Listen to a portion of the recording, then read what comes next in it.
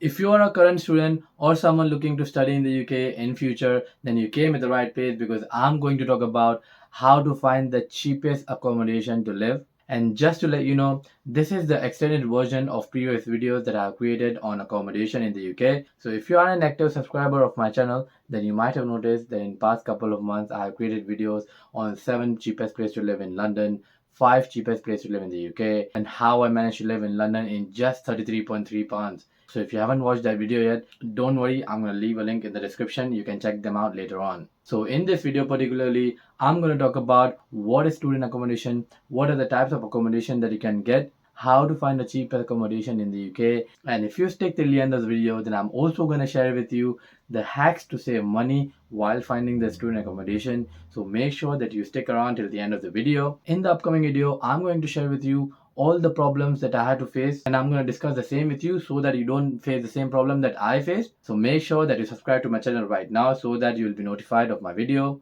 My goal is to reach 1000 subscribers by the end of this year, so please help me in reaching that milestone so that it can motivate me in creating more such amazing content for you guys. So without wasting any more time, let's get started. So what is a student accommodation and how is it different from a normal hostel or private accommodation? So by name itself, it is specially designed for students, giving you all the facilities that is needed for you to focus just on your studies. So from my personal experience, if I was given an option to choose between a private or a student accommodation, then I would definitely choose student accommodation any day because the amount of facilities that you get is really nice. The first thing you're going to get is privacy. Unlike private accommodation, you're not going to share your room with your friends because the room is specially designed for a single person, so you can focus on your studies. Most of the student accommodation also have something called libraries or private study space, so you can use that space to study. And not only that, most of the student accommodation also have spaces for entertainment, so things like private cinemas, gaming areas where you can get access to table tennis, pool table, football table, and stuff like that. So all these things will be provided to you in student accommodation itself. Some student accommodation also give you access to gyms, but then it depends on what kind of student accommodation you are getting into. So if you are ready to invest more money, then you can get access to gym in your student accommodation itself. But don't worry, in the later part of the video, I'm going to explain you how to find the right student accommodation for you so that you can make your decision properly. So I hope till now it made sense to you what is student accommodation. So what are the types of accommodation that you can get if you don't want to go for student accommodation? So the first one is a private or shared house. A private or a shared house is nothing but it's just that you are sharing house with a random people who you don't even know. But this option is the cheapest one because in this one you are giving up your privacy. You don't know who you're going to share the house with. So that's why this option is the cheapest one. Second one is sharing the house with your friends and family. So this can be a tricky one because in order for you to rent the entire house is going to be costly. And the second thing is you need to have the number of people to share the house with. So second option is a bit cost effective and also it's like you are sharing the house with people you know. And the third one is a standard student accommodation that we just discussed about, where you get all the facilities and it's also recommended for people who literally came to the UK. So I would suggest you in the beginning, if you are really new and you don't know about the place, then student accommodation will be the best thing for you to start with. So now let's discuss about how to find the right student accommodation in the UK. And honestly speaking, when you're a student, then the first thing you want is a cost-effective option. And talking from my own experience, when I was in your shoes, the first thing I used to do is go onto the website and click on the filter option and filter by lowest to highest priority because I wanted to see the cheapest option that I can get. So if you are someone who is also looking for a cost effective option, so I have found out this amazing website and the link is in the description. I have personally used it for one of my friends. She came this year in September in University of Liverpool and I have booked a student accommodation for her by going through this website. So after you're done watching this video, you can check out my description and click on the given link.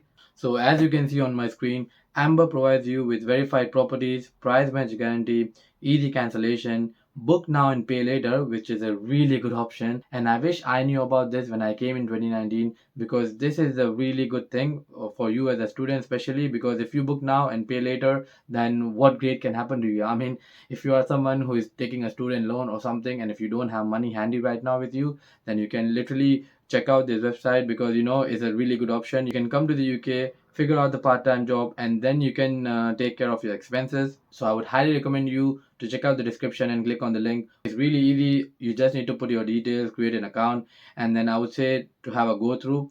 If you can check the rating is also really nice. It's rated 9 out of 10 by student, and I have personally used this. I'll highly recommend you to check out the link given in the description after you're done watching this video. Now let me tell you the hacks that you can use to save some money while looking for a student accommodation in the UK.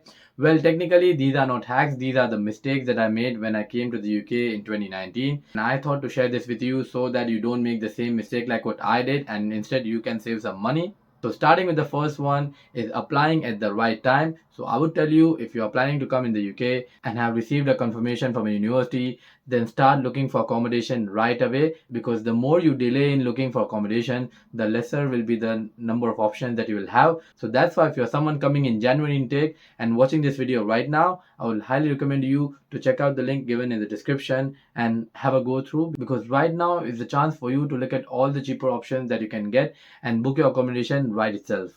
Second one is looking for accommodation far away from university. So let's say, for example, if you're asked to come to university only twice or thrice in a week, then you can look for options that is far away from university, because you're not going to university every day. So that way you can save some money, because usually student accommodation that are near to university are always expensive. So you can save some money there. Third one is look for shared option in student accommodation. So I mean, look for ensuite rather than going for studio if you want to save some money, because you are just sharing kitchen and nothing else. So you have your own bathroom and your room for yourself. So until and unless if you are really picky and you want your own kitchen by yourself, then you can go for studio. But if you want to save some money and if you don't mind sharing kitchen with someone else, then you can look for ensuite, because that is going to be a cheaper option for you.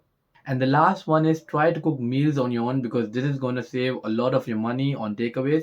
An average one-time meal in the UK costs you between 5 to 10 pounds. So just imagine how much money you're going to spend if you eat outside every day. So if you want to save some money, then get some cooking skills and try cooking on your own. So that's it from this video. I hope that you find the video informative. If you did, then please make sure to hit that like button. If you are someone who is watching my video for the first time, let me tell you that I come up with all such amazing content every week on Saturday. So I really request you to hit that subscribe button, because my goal is to reach at least 1,000 subscribers by end of this year. So please make it happen. And with that being said, bye for now.